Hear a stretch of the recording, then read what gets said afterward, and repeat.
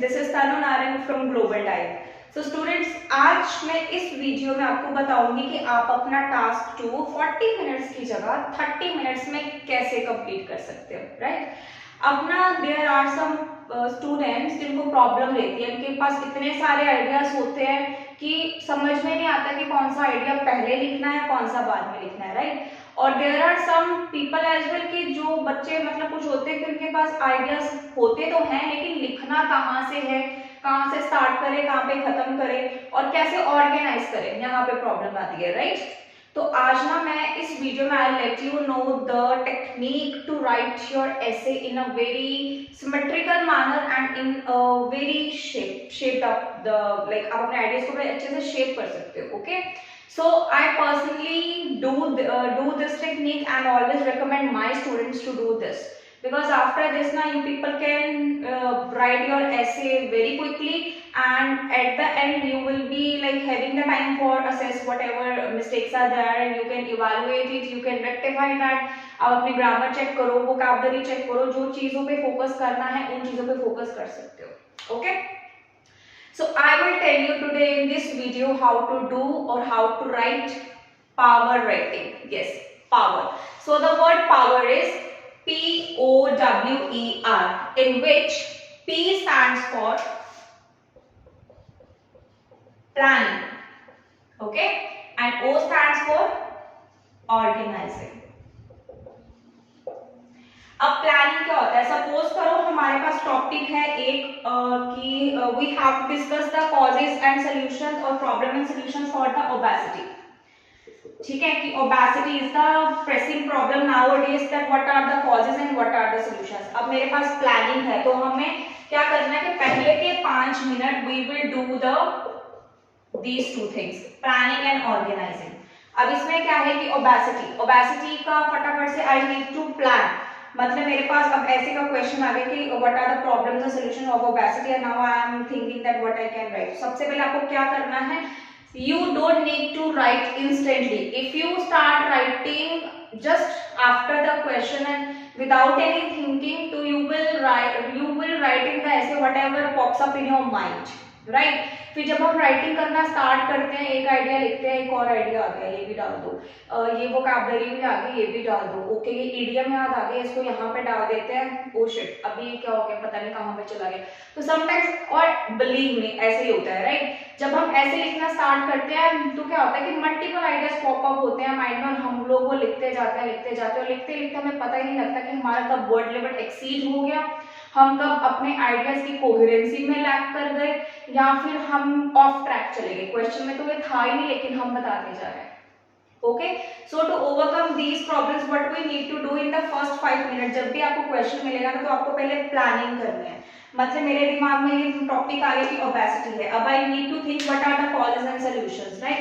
अब मेरे को यहाँ पे प्रॉब्लम पहले करनी है. अभी हमें पता है कि हमारे पास 2 बीपी होंगे, BP1 में हम प्रॉब्लम डिस्कस करेंगे, BP2 में हम उसके सॉल्यूशंस डिस्कस करेंगे. तो I will write the problem and then here I would write the solution. अब ओबेसिटी का मेन रीजन क्या है? जंक फूड है, ओके? ओबेसिटी का दूसरा reason you can say lack of exercising, ठीक है? ये आगे तो प्रॉब्लम आ गया. अब इसका सॉल्यूशन क्या है? जंक फूड गवर्नमेंट को न्यूट्रिशनल वैल्यू मतलब वहां पे मेंशन करनी चाहिए फूड के ऊपर ताकि बच्चों को पता लगे कि क्या अच्छा है क्या बुरा है. And parents must also help the students. और we can say lack of exercise, sedentary lifestyle को ओवरकम करने के लिए हमें बच्चों को बताना चाहिए the importance of outdoor activities and exercises, ठीक है? तो मैंने ये फटाफट से प्लानिंग कर ली कि मैं मतलब मेरे ये प्रॉब्लम हो गई, ये सोल्यूशन ये हो गए, done. Now I am done with my ideas. मैंने अपने ऐसे को प्लान कर लिया, अब मैं ऑर्गेनाइज करूंगी. सी यू विल सी, आपने देखा होगा कि सिर्फ हार्डली 1 से 2 मिनट लगा मेरे को ऑर्गेनाइज करना है. अब I will first right junk food के बारे में आइडिया, अपना पॉइंट दूंगी, पॉइंट को एक्सप्लेन करूंगी कि जंक फूड को बच्चे प्रेफर करते हैं, इससे ओबेसिटी का मेन रीजन माना जाता है क्योंकि आजकल के टाइम में चिल्ड्रन प्रेफर जंक फूड. तो जंक फूड हो गया, लैक ऑफ एक्सरसाइज हो गई, ये मतलब ये दोनों मेरा BP1 रेडी हो गया, दैट इज डन. अब ये और ये मेरी होगी सोल्यूशन, मतलब मेरा BP2 रेडी।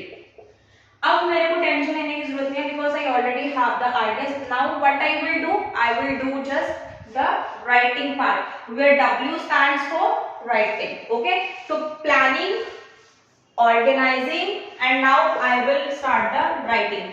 अब आप अपना ऐसे राइट करना स्टार्ट करोगे। आपको बेसिकली इंट्रोडक्शन लिखोगे BP1 में, आपके पास आइडियाज हैं, BP2 के लिए भी सॉल्यूशंस आपके पास पड़े हैं ना, यू कैन राइट। अभी आपका मतलब इसमें क्या हुआ है कि you will have the advantage of this कि now you don't need to think about the ideas what to write, you already have there.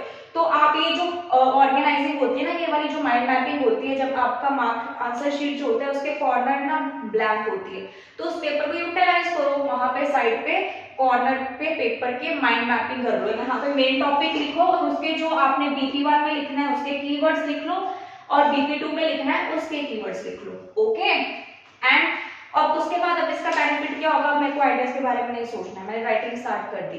अब मैं किसके बारे में सोचूंगी, मैं बाकी के पैरामीटर्स के बारे में सोचूंगी, लेक्सिकल रिसोर्सेज, वोकैबुलरी के बारे में सोचूंगी कि मैं जंक फूड को और लैक ऑफ एक्सरसाइज को किस तरीके से अच्छी वोकैबुलरी में डाल के एग्जामिनर को BP1 में दे सकती हूँ।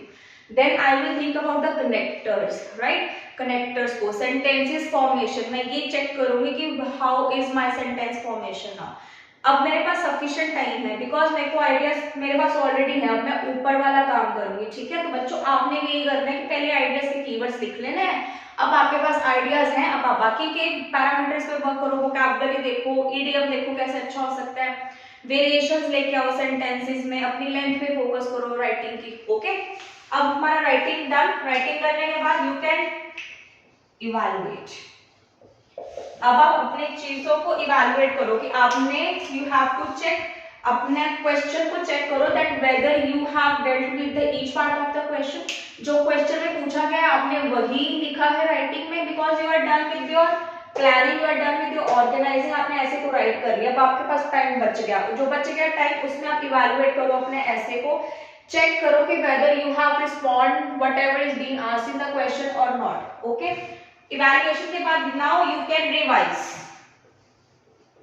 अब आपके पास रिवाइज है अपनी एरर्स को देखने का कि ग्रामर, टेंसेस में एरर्स तो नहीं आ गई, स्पेलिंग्स में एरर तो नहीं है, एग्जांपल्स चेक करो, आपने एग्जांपल अच्छे से दी हैं, सब कुछ ऑर्गेनाइज्ड है। ओके, तो in this manner you can do the power writing in just 30 minutes. अगर आप पहले 5 मिनट्स अपने माइंड मैपिंग कर लेते हो तो आपको रिमेनिंग जो है 30 to 35 मिनट्स आपके कहीं नहीं गए, आप हार्डली 30 मिनट में अपने ऐसे लिख लोगे। ये वाला पार्ट जो है ना हार्डली 30 मिनट में कंप्लीट हो जाएगा, और बाकी के बचे 5 मिनट्स आप अपना ये काम करो, है ना।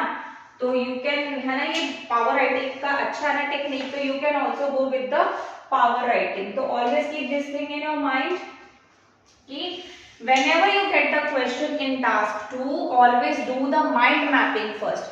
Never ever starts writing instantly. जब भी क्वेश्चन मिल गया आपको उसकी माइंड मैपिंग करनी है, एकदम से लिखना स्टार्ट नहीं कर देना है। ओके, तो लेट मी नो कि आपके लिए ये ट्रिक यूजफुल थी या नहीं थी, and do tell me in the comment section whether you have like जो बच्चे इम्प्लीमेंट करेंगे मेरे को वो भी बताना कैसा टाइम रहा, मैनेजमेंट टाइम का कैसा रहा, और कहीं पे अगर प्रॉब्लम आई तो that also do let me know, I will tell you further कि कैसे क्या लिखना है। Okay, and students we are available online and offline for the IELTS classes, PTE classes.